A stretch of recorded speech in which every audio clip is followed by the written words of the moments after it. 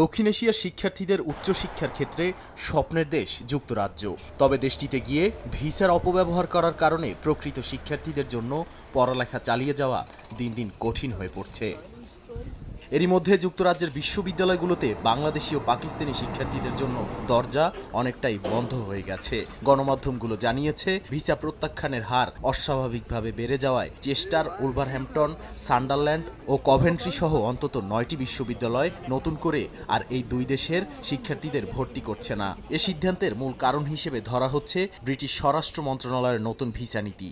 নতুন নিয়মে বিশ্ববিদ্যালয়গুলোর ভিসা বাতিলের হার এখন সর্বোচ্চ 5%, কিন্তু পাকিস্তান ও বাংলাদেশি শিক্ষার্থীদের ভিসা বাতিলের হার যথাক্রমে 18 ও 22%। গত এক বছরে 23,000-এর বেশি আবেদন বাতিল হয়েছে, তার অর্ধেকই এই দুই দেশের শিক্ষার্থী। আশ্রয়প্রার্থীর সংখ্যা বাড়ায় পরিস্থিতি আরও জটিল হয়ে উঠছে। বহু শিক্ষার্থী ও কর্মী ভিসাধারী যুক্তরাজ্যে গিয়ে আশ্রয় চাইছেন। এতে বিশ্ববিদ্যালয়গুলোর স্পন্সর লাইসেন্স ঝুঁকিতে পড়েছে। সরকারি হিসাব বলছে 22টি প্রতিষ্ঠান নতুন মানদণ্ডে পড়ে যেতে পারে। তার প্রভাব পড়বে প্রায় 12,000 আন্তর্জাতিক শিক্ষার্থীর উপর।